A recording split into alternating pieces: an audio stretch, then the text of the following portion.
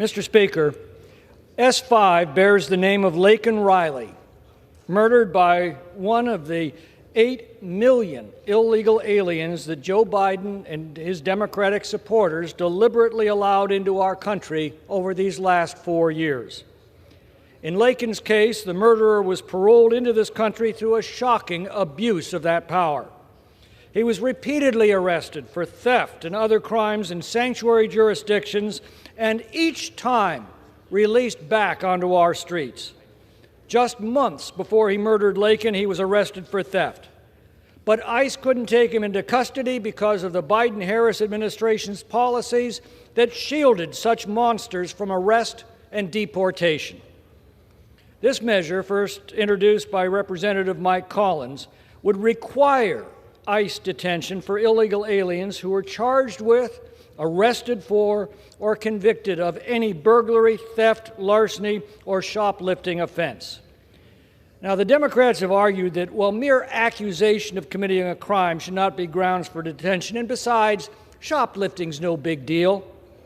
Well, they ignore the fact that every illegal alien is currently required to be detained by current law throughout the pendency of their asylum claims. The Democrats have thumbed their noses at this law for the past 4 years.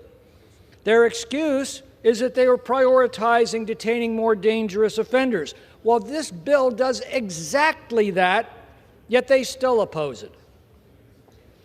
During his first term, President Trump proved that the president, on his own authority, can secure our borders.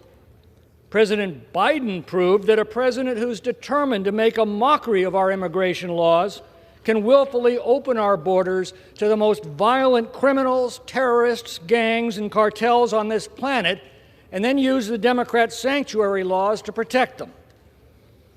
This national nightmare ended at noon on Monday. But what of future presidents? This bill assures that what happened to Laken Riley cannot happen again should another Joe Biden disgrace the presidency. Now, our Senate colleagues have added to the Laken Riley Act parts of Sarah's law, introduced by Representative Randy Feenstra and Senator Joni Ernst, to mandate detention for illegal aliens who commit any offense that involves death or serious bodily injury. Sarah's law was named after Sarah Root.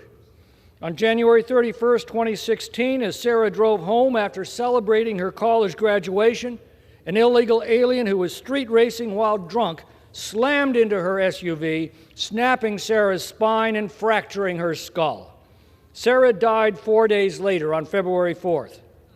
Within hours of her death, a judge set the illegal alien's bond at $50,000 because no detainer was filed, despite a desperate request by local police to do so.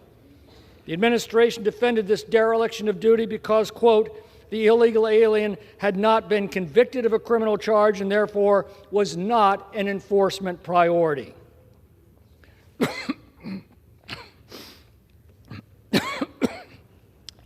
S5 closes this loophole by requiring detention for illegal aliens, like Sarah Root's killer, excuse me, who are arrested for, charged with, admit to, or are convicted of any crime that resulted in someone's death or serious bodily injury. In addition, this bill includes elements of Representative Jeff Van Drew's Detain and Deport Illegal Aliens Who Assault Cops Act, which passed the House last year and applies the same mandate for those who assault law enforcement officials. Now, this bill would also allow states to bring a civil action against derelict federal officers who refuse to enforce immigration law. This was first introduced by Representatives Dan Bishop and Chip Roy in the Sue for Immigration Enforcement Act. That bill also passed the House twice as part of the Laken Riley Act. That bill was also killed by Senate Democrats last year. Well, whether it's sober reflection or perhaps the sobering results of the November election, a handful of Democrats in both the House and the Senate have now come over to support this law, and we welcome them.